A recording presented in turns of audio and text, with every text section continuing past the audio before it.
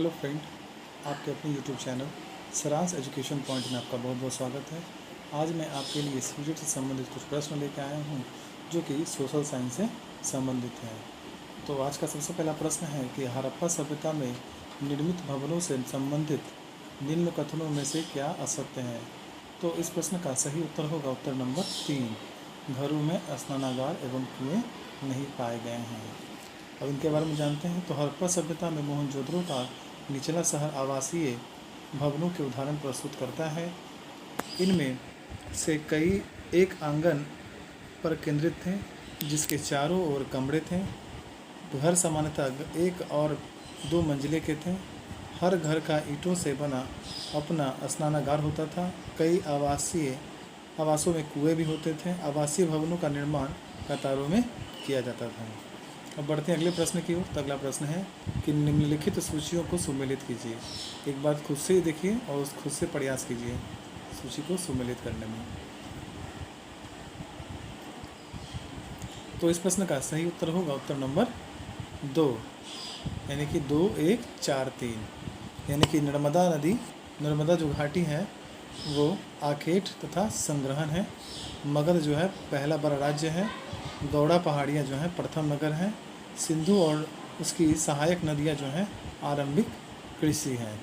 अब बढ़ते हैं अगले प्रश्न की ओर। तो अगला प्रश्न है कि निम्नलिखित में से कौन सा एकास्मिक मंदिर का सर्वश्रेष्ठ उदाहरण है। तो इस प्रश्न का सही उत्तर होगा उत्तर नंबर 1, भीतरगांव का मंदिर।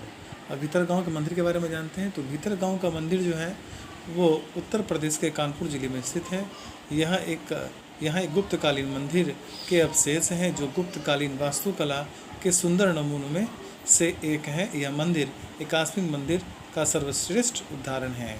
अब बढ़ते हैं अगले प्रश्न की ओर। तो अगला प्रश्न है कि नंद वंश के संबंध में निम्नलिखित में से कौन सा कथन सत्य है। तो इस प्रश्न का सही उत्तर होगा उत्तर नंबर 2, बौद्ध साहित्य में घनानंद को अंतिम शासक बताया गया है। अब इनके बारे में जानते हैं। तो नंद वंश की स्थापना 3वीं शताब्दी ईसा पूर्व यानी कि 344 ईसा पूर्व में हुई थी। महापद्मानंद ने शिशुनाग वंश के नंदीवर्धन की हत्या करके की थी। बौद्ध साहित्य के अनुसार चंद्रगुप्त मौर्य ने चाणक्य की मदद से घनानंद की हत्या कर मौर्य साम्राज्य की स्थापना की थी। अब बढ़ते हैं अगले प्रश्न की ओर। तो अगला प्रश्न है कि निम्नलिखित में से चोल प्रशासन की विशेषता क्या थी। तो इस प्रश्न का सही उत्तर होगा उत्तर नंबर 3, ग्राम प्रशासन की स्वायत्तता। अब इसके बारे में जान लेते हैं।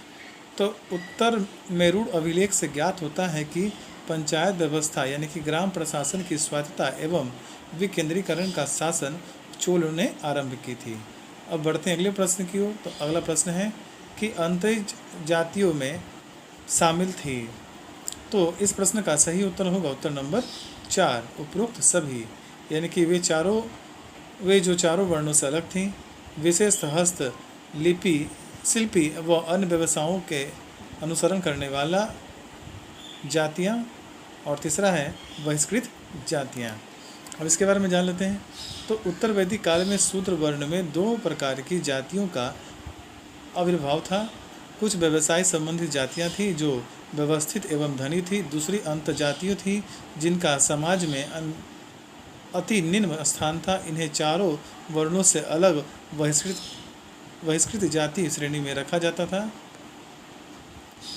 बढ़ते हैं अगले प्रश्न की ओर। तो अगला प्रश्न है कि मोहम्मद गोरी एवं पृथ्वीराज चौहान के बीच विवाद का मूल कारण डैश था। तो इस प्रश्न का सही उत्तर होगा उत्तर नंबर 2, भटिंडा तावर हिंद। अब इसके बारे में जान लेते हैं। तो मोहम्मद गोरी एवं पृथ्वीराज चौहान के मध्य विवाद का मूल कारण था मोहम्मद गोरी की शासन विस्तार एवं धर्म विस्तार नीति था। मोहम्मद गोरी द्वारा भटिंडा क्षेत्र पर विस्तार करने के लिए पृथ्वीराज और गोरी के बीच युद्ध हुआ था। अब बढ़ते हैं अगले प्रश्न की ओर। तो अगला प्रश्न है कि 29 मार्च 1857 ईस्वी को डैश नामक सैनिक ने डैश छावनी में अपने अफसरों के विरुद्ध विद्रोह किया। परिणाम स्वरूप उसे फांसी लटका दिया गया। तो इस प्रश्न का सही उत्तर होगा उत्तर नंबर 2, मंगल पांडे बैरकपुर। अब बढ़ते हैं अगले प्रश्न की ओर। तो अगला प्रश्न है कि निम्नलिखित में से कौन सा सत्य नहीं है। तो इस प्रश्न का सही उत्तर होगा उत्तर नंबर 3, राणा सांगा ने कीर्ति स्तंभ का निर्माण करवाया था। अब इसके बारे में जानते हैं। तो मेवाड़ राज्य की स्थापना का श्रेय बप्पा रावल तथा हम्मीर देव को जाता है। राणा कुंभा इसी राज्य का अन्य सम्राट था। इसके समय बहुत अधिक इमारतों का निर्माण हुआ था, जबकि इसी वंश का अन्य शासक राणा सांगा था, परंतु चित्तौड़ के कीर्ति स्तंभ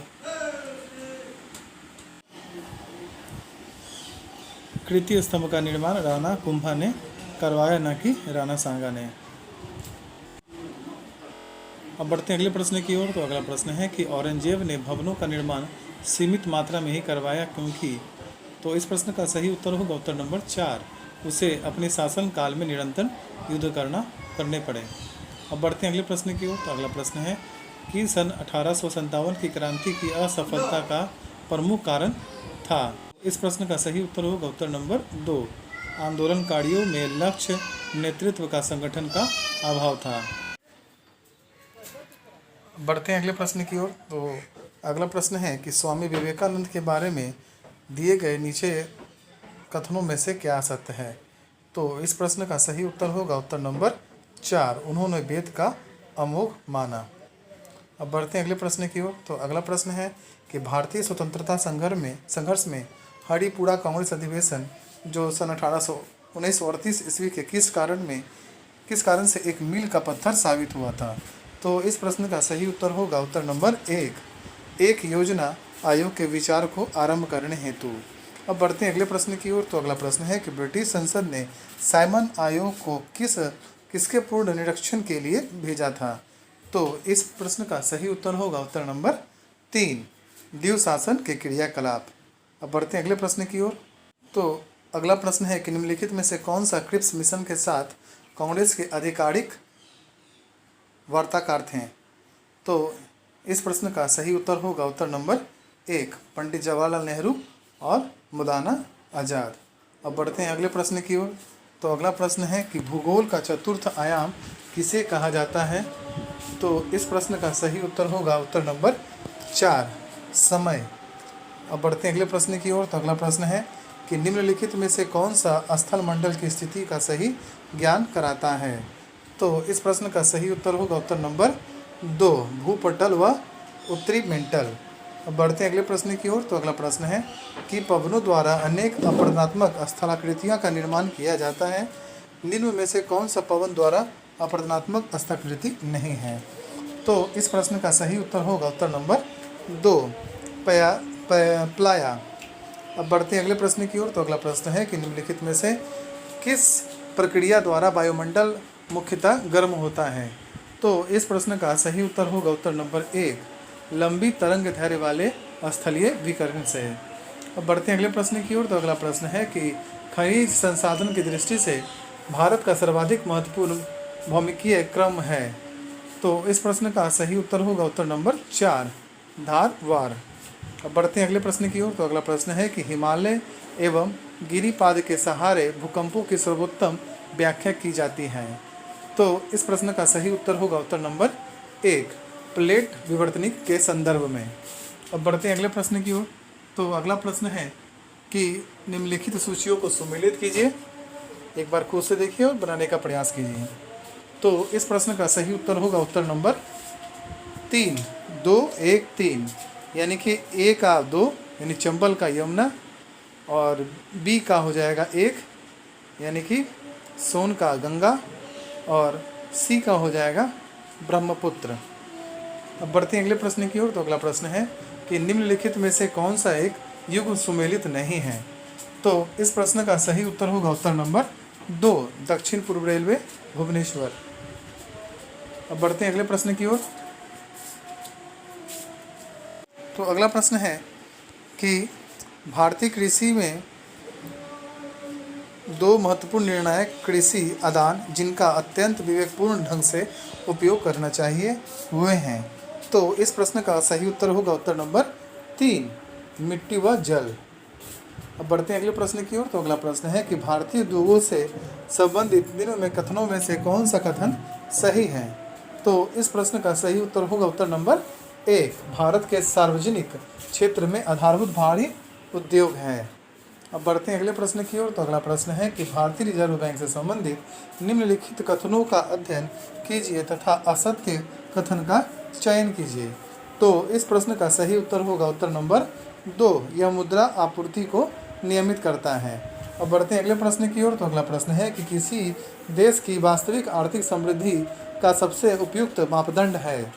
तो इस प्रश्न का सही उत्तर होगा उत्तर नंबर 2, उसकी प्रति व्यक्ति वास्तविक आय।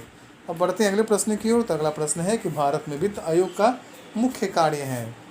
तो इस प्रश्न का सही उत्तर होगा उत्तर नंबर 1, केंद्र तथा राज्यों के बीच राजस्व का वितरण करना। अब बढ़ते हैं अगले प्रश्न की ओर। तो अगला प्रश्न है कि गांधी जी के अनुसार,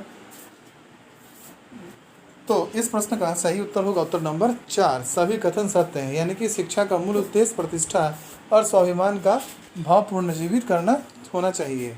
दूसरा है कि शिक्षा के द्वारा मस्तिष्क व आत्मा उचित विकास हो। और तीसरा है कि अंग्रेजी शिक्षा ने भारतीयों को अपाहिज बना दिया है। अगर वीडियो आपको यह पसंद आए तो प्लीज़ लाइक, सब्सक्राइब, कमेंट करना ना भूलें। धन्यवाद।